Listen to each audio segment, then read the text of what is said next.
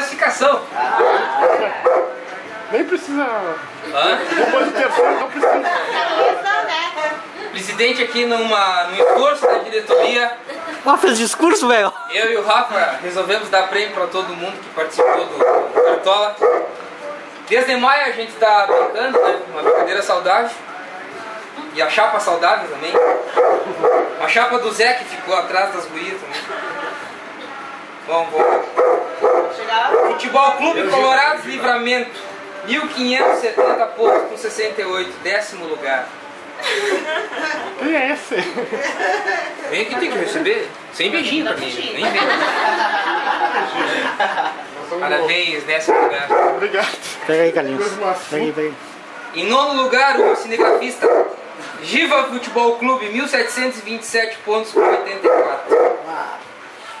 Beleza medalha, né? Hã? Beleza medalha. Medalha tem que ter. Pode ver. Obrigado. Presidente. 8º lugar. Grêmio Robin Futebol Clube, 2.112 pontos com 94. 8º, Zezinho. Parabéns. Tira foto aqui. Não, tá filmando. Olha, tira foto. Não pode se mexer então que tá filmando.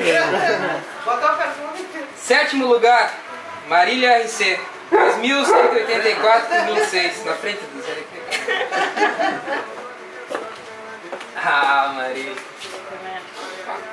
Olha tua cabeça, meu filho. Parabéns. Ganhou do Zé. 6º lugar não compareceu, dá um molinho. 2.242 com 41. 5º lugar também, Hadouken, Rafael. 2.259 com 32. Ficou devendo a cerveja ainda. É, ficou devendo cerveja alemã desgraçado. Tem que pagar. Vai pagar com juro aí. Pagar o churrasco. Vai pagar o churrasco, além das 2 caixas de gelado.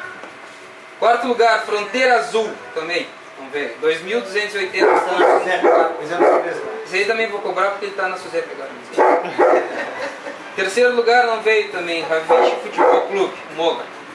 2.754 com 81. Agora, 2º lugar, Boca Juniors, Rafael. 2.789 com 10. Ah, chegou, mas não chegou no presidente. Vai ganhar uma camisa. É.